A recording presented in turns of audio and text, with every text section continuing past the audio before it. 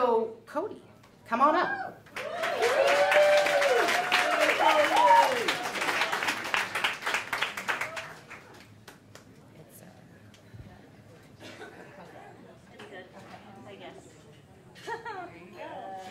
Okay. When I flew in to Jose Marti International Airport in Cuba, I had two choices. I could stay in the Martin Luther King Jr. Center, which was right in downtown Havana, or I could stay in a hospital that had some renovated rooms for visiting family members to stay in.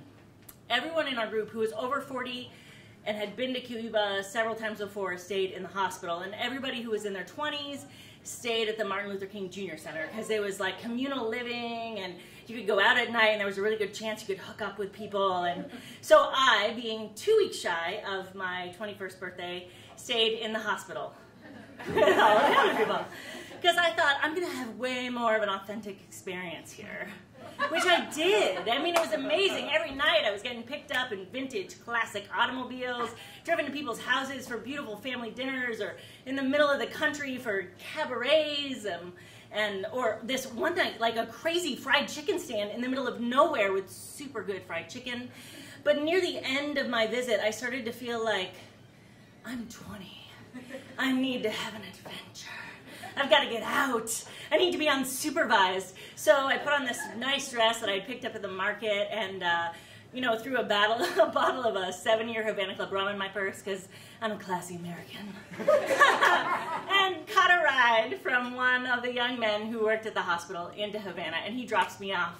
And I'm walking along the Malecón, and the Malecón is beautiful, people. It's a huge seawall, and the ocean just crashes up against it, and the city of Havana is frozen in time. It's like being in the 1950s. So I'm sitting there, taking swigs off my bottle of rum, watching little kids climb over the Malecón with big spools of thread in their mouths or underneath their arms to go fishing, and groups of boys like showing off their strength and, you know, vocalizing for groups of girls who are giggling and completely aware of the fact that they hold all the power in this relationship, and old lovers and young lovers making up against the side of this beautiful seawall, just completely oblivious to the fact that anyone else is there.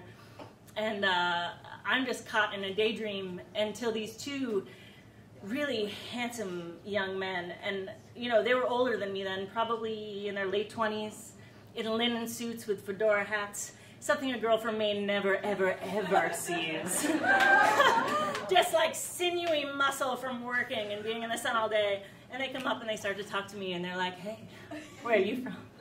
And I was like, Maine. Like, what do you want to do? And I was like, I want to go out dancing. I'm here with Pastors for Peace and Let Cuba Live, protesting the embargo. And they know exactly who I am. And they're like, fancy that, we're going to a party.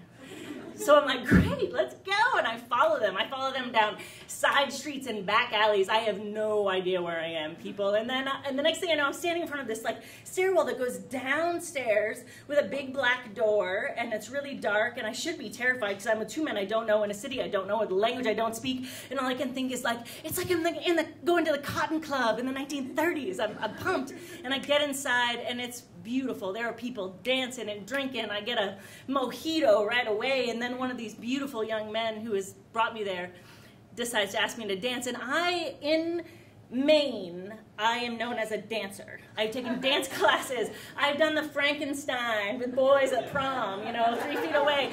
But this man grabs me, he puts his hand on my hip, he pulls me close. And I'm on fire. Like, every molecule in my body is alive, and I have no idea what to do. But at first I'm playing it cool. We're going back, we're going forward.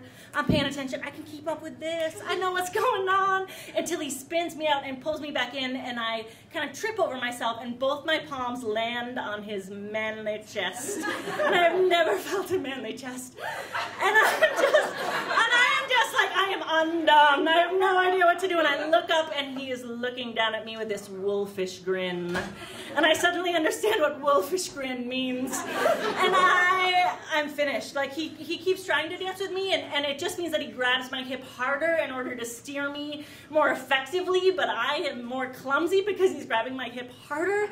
And the next thing I know, he just stares down and he backs me up.